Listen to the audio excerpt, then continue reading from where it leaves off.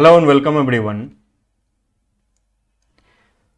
ROC के annual returns जो financial year 2021-2022 जो 31 मार्च 2022 को एंड हुआ है, इसके रिगार्डिंग हमने अकाउंटिंग पूरी कर ली है। अब जो एडजस्टमेंट की एंट्रीज होती हैं वो भी होपफुली पूरी हो गई होंगी। डिप्रिसिएशन वगैरह की जो प्रोविजंस की एंट्री होती हैं टैक्सेस की, वो सारी की सारी पूरी हो गई होंगी। और अब हम लोग फाइनेंशियल स्टेटमेंट फाइनलाइजेशन की तरफ आगे बढ़ रहे हैं। उस केसेस में जब हम फाइनेंशियल स्टेटमेंट फाइनलाइज कर लेंगे तो उसको हम कंपनियों के एलएलपी के केसेस में हम लोग फाइल करते हैं आरओसी में फॉर्म्स एओसी 4 एमजीटी 7। एलएलपी के केसेस में एलएलपी का फॉर्म 8, एलएलपी का फॉर्म 11। तो ये सारी की सारी जो फॉर्म्स हमें फाइल करनी है इस बार फाइनेंशियल ईयर 2021-22 के लिए क्या डेट्स हैं अभी तक, उसके बारे में हम इसमें डिटेल में देखते हैं। ड्यू डेट्स आरओसी फाइलिंग की फाइनेंशियल ईयर 2021-2022 का फॉर्म 11 जो एलएलपी का फॉर्म होता है, एलएलपी के केस में फाइल होता है, इसे एनुअल रिटर्न ऑफ एलएलपी का नाम दिया गया है। इसमें हम लोग जनरली इसमें इंसॉल्वेंसी के बारे में बताते हैं कि कंपनी सॉल्वेंट है कि नहीं, सारे डेट्स पे करने के लिए, क्रेडिटर्स को पे करने के लिए, किसी एमएसएमई का कोई ड्यूज तो नहीं है हमारे ऊपर, ये सब की जानकारी देते हैं। हमारा टर्नओवर क्या है, ऑडिट में आ रहा है या नहीं आ रहा है, ये सब जानकारी हम लोग फॉर्म 11 में देते हैं। और इसकी जो नॉर्मल ड्यू डेट रहती है वो 30 मई होती है। तो 2022 जो 31 मार्च 2022 जो एंड हुआ है उस फाइनेंशियल ईयर के लिए इसके ड्यू डेट 30 मई 2022 थी, जिसे बढ़ाया गया था या यूं कहें कि उसके केस में एडिशनल फी का वेव ऑफ किया गया था आपको 30 जून 2022 तक। 30 जून 2022 तक अब आप अगर एलएलपी का फॉर्म 11 फाइल करेंगे तो आपको कोई भी एडिशनल पेनल्टी नहीं देनी पड़ेगी। उसके बाद फॉर्म आता है डीपीटी 3। ये रिटर्न ऑफ डिपॉजिट्स होता है, ये कंपनियों के केस में फाइल होता है और इसमें हम डिटेल्स में देते हैं जानकारी जो हमने डिपॉजिट्स पीछे साल में, लास्ट ईयर में की हैं। पूरे साल में अगर हमने डिपॉजिट्स की हैं तो वो डिपॉजिट्स की जानकारी, और अगर हमने डिपॉजिट्स नहीं ली है किसी से भी तो वो जानकारी कि अदर देन डिपॉजिट्स जो आपके पास जैसे लोन्स आते हैं प्राइवेट पार्टीज से, अनसिक्योर्ड लोन्स जो डायरेक्टर से आ जाते हैं, तो उसके बारे में आपको इसमें जानकारी देता है कि ये डिपॉजिट्स नहीं हैं, लोन्स हैं जो डायरेक्टर ने दिए हैं। इसकी लास्ट डेट आपको 30 जून 2022 है। 30 जून 2022 तक ये डीपीटी 3 फॉर्म फाइल करनी है।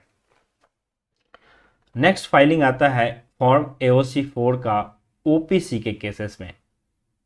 यहाँ पे ओपीसी का केस जो है ये मोस्ट इम्पोर्टेंट है, क्योंकि इस केस में अक्सर जो प्रोफेशनल्स भी हैं, कंसल्टेंट भी हैं, वो गलतियां कर जाते हैं और उसमें पेनल्टी देनी पड़ जाती है। पीछे के कई सालों में मैंने ये एक्सपीरियंस गेन किया है कि इस यहाँ पे लोग फंस जाते हैं। तो ओपीसी के केस में जो एओसी 4 फाइलिंग के जो लास्ट डेट होती है वो होती है with in 180 days from the close of financial year.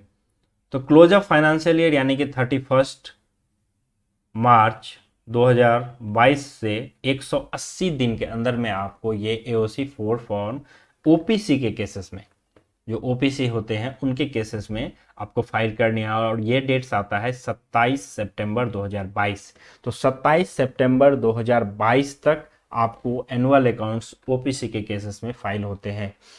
OPC के केसेस में स्पेशल डेट्स क्यों आता है? बिकॉज ओपीसी को एजीएम करने से एग्जेम्पशन दिया हुआ है, क्योंकि वो एक ही पर्सन उसमें रहता है तो उसमें कोई एजीएम का कॉन्सेप्ट नहीं है। तो इसीलिए एओसी की जो डेट्स होती हैं, जो नॉर्मल डेट्स होती हैं, वो एजीएम की 30 दिन के अंदर में फाइल करनी होती हैं। लेकिन ओपीसी के केसेस में ये एजीएम होता ही नहीं है, तो ओपीसी का एक स्पेशल डेट दिया गया है कि आपको with in 180 days from close of financial year आपको ये फाइल करना है। और इस साल इसकी डेट 27 सितंबर 2022 है। उसके बाद आपको सितंबर में 30 सितंबर 2022 तक आपका डीआईआर केवाईसी आपको फाइल करना है, डायरेक्टर केवाईसी जिसे हम कहते हैं। यह 30 सितंबर तक फाइल करना है। काफ़ी इम्पोर्टेंट फॉर्म है और इसमें आपको टाइम भी बहुत ज़्यादा नहीं लगता, लेकिन इसकी पेनल्टी बहुत ज़्यादा है। अगर आपने मिस की तो इसकी पेनल्टी फिर 5,000 रुपये आपको देनी पड़ जाएगी, अगर आपको दोबारा से एक्टिवेट करना है डायरेक्टर का डिन। तो ये करना ना भूलें। अगर आप डायरेक्टर हैं या नहीं हैं किसी भी केस में, जो जिन लोगों का डिन 31 मार्च 2022 से पहले तक इशू हो गया है, इसमें काफ़ी लोग कंफ्यूज भी कर जाते हैं कि मैं किसी कंपनी में डायरेक्टर नहीं हूं तो क्या मुझे, मेरे पास डिन है तो भी मुझे क्या ये केवाईसी करना पड़ेगा? जी हाँ, आपको केवाईसी, आप किसी कंपनी में डायरेक्टर है या नहीं है, अगर आपके पास डिन है, आपको डिन कभी भी किसी भी केस में अलॉट हुआ है, तो भी आपको करना मैंडेटरी है। अगर आपका डिन किसी कारणवश किसी और कारणवश, केवाईसी के कारण नहीं, किसी और कारणवश डिस्क्वालीफाई किया गया है, जैसे कंपनी स्ट्राइक ऑफ में चली जाती है ऑटोमेटिकली, तो स्ट्राइक ऑफ किया जाता है, उस केसेस में भी एमसीए ने कहा है कि आपको डिन का केवाईसी करना मैंडेटरी है। तो 31 मार्च 2022 तक जिन लोगों के पास डिन थे, अभी तक हैं, तो उनको केवाईसी करना मैंडेटरी है किसी भी केस में, वो चाहे किसी एलएलपी में पार्टनर हो या नहीं हो, किसी कंपनी में डायरेक्टर हो या नहीं हो, उनको ये केवाईसी करना है। उसके बाद फॉर्म ADT1 आता है, appointment of auditor. Appointment of auditor जब एजीएम में करते हैं हम लोग, जब एनुअल जनरल मीटिंग में हम लोग करते हैं, तो इसकी फॉर्म की फाइलिंग 15 दिन के अंदर में करनी होती है। आपको जिस दिन एजीएम एंड हुआ है उसके विद इन 15 डेज आपको ADT1 फॉर्म फाइल करना होता है। तो इस बार का एजीएम का लास्ट डेट, अभी जो नॉर्मली लास्ट डेट होता है वो 30 सितंबर 2022 रहता है एजीएम का डेट। तो उस एजीएम को डेट को हम लेकर के अगर चलेंगे तो 15 अक्टूबर 2022 तक हमें ADT1 की फाइलिंग करनी है। उसके बाद आपका form AOC4 and form AOC4 CFS यानी कि कंसोलिडेटेड फाइनेंशियल स्टेटमेंट के केसेस में एनुअल अकाउंट्स की फाइलिंग प्राइवेट लिमिटेड कंपनी में, पब्लिक लिमिटेड कंपनी में होती है, और इसकी जो लास्ट डेट होती है वो 30 दिन from the conclusion of AGM, मतलब 30 दिन विद इन 30 डेज, एजीएम जिस दिन एंड हुआ है उसके विद इन 30 डेज करना है। तो अगर हम एजीएम का लास्ट डेट 30 सितंबर लेते हैं तो इसकी लास्ट डेट 30 अक्टूबर 2022 हो जाती है। एलएलपी का फॉर्म 8 आपको फाइल करना है।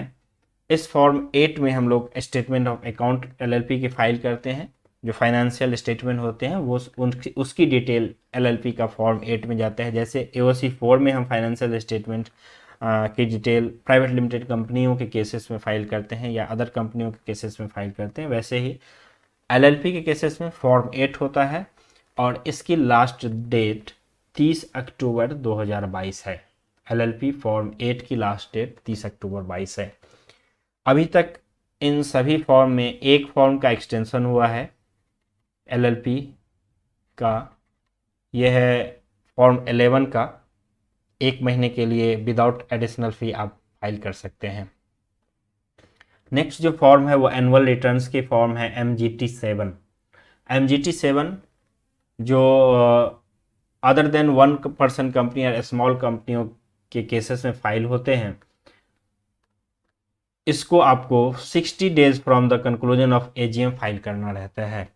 तो एजीएम की डेट अगर 30 सितंबर रहेगी, लास्ट डेट जो 30 सितंबर है एजीएम की, तो अगर वहाँ से हम इसको लास्ट डेट कैलकुलेट करेंगे तो 29 नवंबर आपका लास्ट डेट आ जाता है 60 डेज। तो 29 नवंबर 2022 तक आपको MGT7 फाइल करनी है। MGT7A जो लास्ट ईयर से ये MCA ने इंट्रोड्यूस किया है, MGT7A, ये 1% कंपनी और स्मॉल कंपनियों के केसेस में फाइल होते हैं। इसकी भी last date 60 days from the conclusion of AGM होता है और इसकी भी लास्ट डेट 29 नवंबर 2022 है। Form CRA4 filing of cost audit report. Cost audit report के केसेस में फाइल होता है, तो जिस दिन से आपको कॉस्ट ऑडिट रिपोर्ट मिला है उसके विद इन 30 डेज कंपनियों को ये फाइल करना रहता है। Form CRA4 within 30 days from the date of receipt of cost audit report. तो ये थे सारे के सारे एनुअल रिटर्न्स जो कि काफ़ी इम्पोर्टेंट थे। ये दो नीचे के जो हैं वो हाफ ईयरली रिटर्न है, यानी कि साल में 2 बार रिटर्न जाती है ये फॉर्म एमएसएमई का आउटस्टैंडिंग पेमेंट। जो एमएसएमई का अगर आपके कंपनी के ऊपर है कोई भी आउटस्टैंडिंग पेमेंट एमएसएमई का आपने अगर रखा हुआ है तो 30 अप्रैल 2022 एंड और 31 अक्टूबर 2022 को ये 2 बार फाइलिंग होती है। और जो नेक्स्ट फॉर्म है वो पास 6 है, हाफ ईयरली फाइलिंग ये भी होती है। ये शेयर कैपिटल का रिकॉन्सिलेशन होता है इसमें फाइलिंग, कि शेयर कैपिटल बढ़ा या घटा या नया इशू हुआ है, किसको अलॉट हुआ है, इन सब तरह की जानकारी उसमें रहती है। और इसकी फाइलिंग की डेट 30 मई और 29 नवंबर रहती है।